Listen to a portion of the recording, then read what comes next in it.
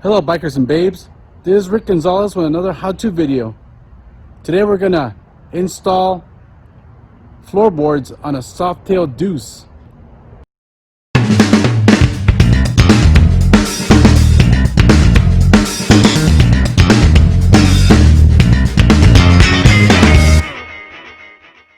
You're gonna need this lift here. Oh, fire, fire! Oh, it's gonna run. You mounted on a wall or some shit. Hey, this is 100. Yeah? But, I mean, And then did everybody get out?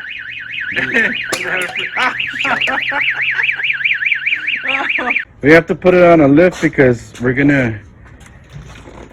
The kickstand is part of the assembly. All right.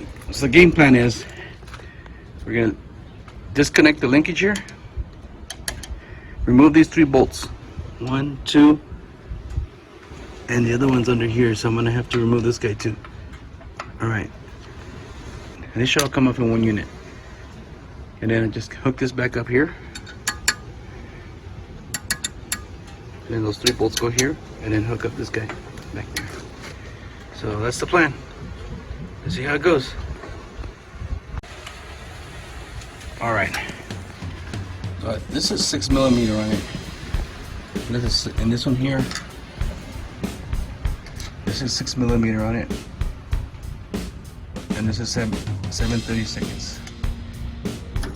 6mm, 7/32. I'm gonna remove the kickstand first. I'm gonna go ahead and assemble that first to this. That way, I don't know.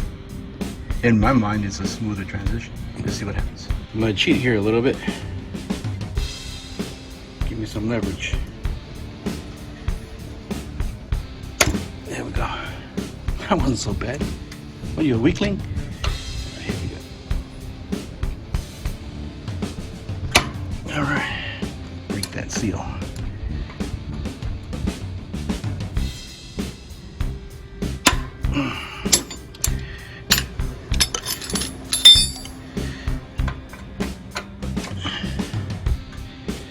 All right.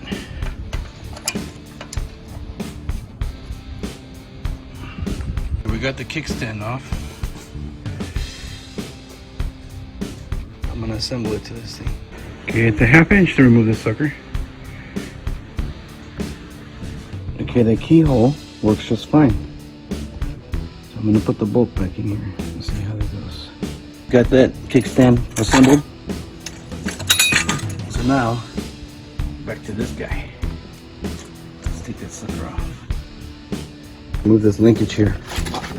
That right there is a 1/2 inch. Yep.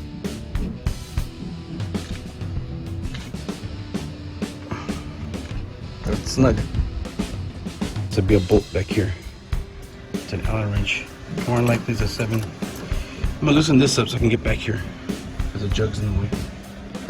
Looks like it came right off. Here it is. My concern is how the spring is gonna connect to the frame, because this thing had a little deal. Now that I take that off, I can see right here, this is where it goes. So I think we're gonna be good to go. So now we're gonna assemble this sucker. All right, so we got the crash bar free from all that. So now we're gonna put this sucker on. It's just a 3-bolt pattern, and then this guy back on. And then adjust the shifters. Let's see how it fits. And then that guy connects to that. Okay.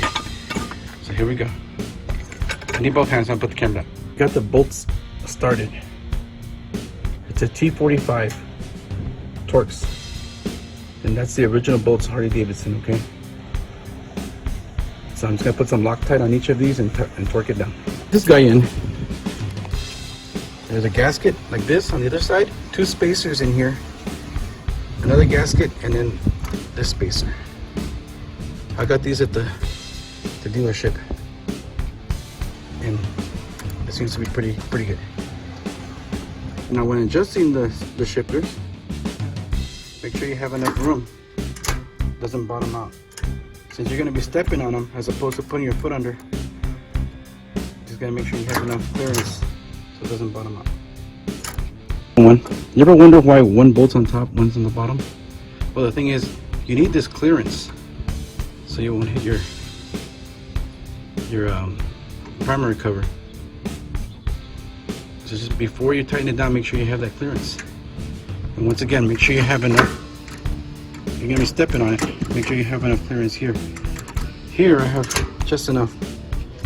I think I'm gonna bring this down a little bit more because I don't want to be picking up my heel just to step on it. I'll just really raise it up a little bit, make it more ergonomically correct.